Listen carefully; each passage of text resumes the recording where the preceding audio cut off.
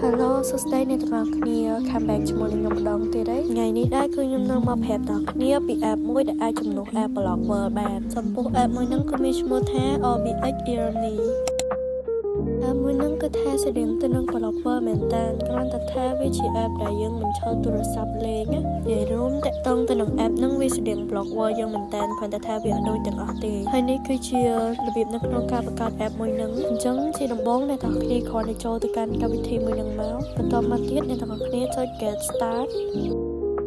កន្លែងនេះអ្នកទាំងអស់គ្នាអាចរើសទាំងអស់បាននិយាយទៅគឺវាមិនសូវជាសំខាន់ទេអ្នកទាំងអស់គ្នារើសតាមចំណង់ចំណូលចិត្តទៅរួចហើយចុច continue បន្ទាប់មកវានឹងមកដល់នៅកន្លែងនេះសម្រាប់កន្លែងហ្នឹងគឺយើងរើសអាយុហើយនឹងភេទអ្នកគ្នាដាក់ប៉ុន្មានក៏ដាក់ទៅប៉ុន្តែអ្នកគ្នាគាត់ដាក់ឲ្យរៀងអាយុច្រើនតិចទៅរួចហើយវានឹងមកដល់នៅកន្លែងនេះគឺយើងដាក់ username Roblox របស់យើង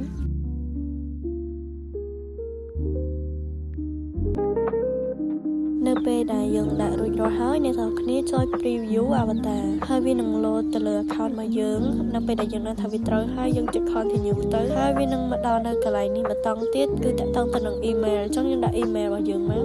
คลิกដាក់ជាមួយនឹងលេខកូដ email ផងរួចហើយចុច continue with email ព្រោះអ្នកទាំងគ្នាធ្វើការរងចាំទៅតែប៉ុណ្្នឹងមកគឺយើងអាចធ្វើការ open ក៏បើកម្មវិធីនឹងលេងបាននេះសម្រាប់កម្មវិធីមួយនោះគឺគេឲ្យយើងរកជាមួយនឹង coin នៅវីដេអូក្រោយគឺខ្ញុំនឹងមកប្រាប់ដល់គ្នារបៀបនៅក្នុងការលេង app មួយនោះធ្វើម៉េចដើម្បីយើងអាចទទួលបាន coin ឬក៏យើងហៅថាកាក់ចឹងគឺវីដេអូហ្នឹងគឺមានតែប៉ុណ្្នឹងទេអ្នកទាំងអស់គ្នាគឺខ្ញុំអត់បានបរៀននៅក្នុងវីដេអូហ្នឹងទេក្នុងវីដេអូក្រោយគឺខ្ញុំនឹងធ្វើការបង្រៀនអ្នកគ្នាធ្វើម៉េចឲ្យបានក្បោះក្បាយឲ្យអ្នកទាំងអស់គ្នាយល់ចំពោះក្នុងវីដេអូនេះតាក់ទងទៅនឹងការបង្កើត account បើសិនជាមានចម្ងល់អីអាចសួរខ្ញុំហើយមួយរយៈហ្នឹងគឺខ្ញុំអត់បានចេញវីដេអូអីទាំងអស់អ្នកទាំងអស់គ្នាតែសារតែ app Blockworld គឺត្រូវបានបិទជាស្ថាពរហើយគឺយើងអាចលេង app នឹងបានទៀតទេ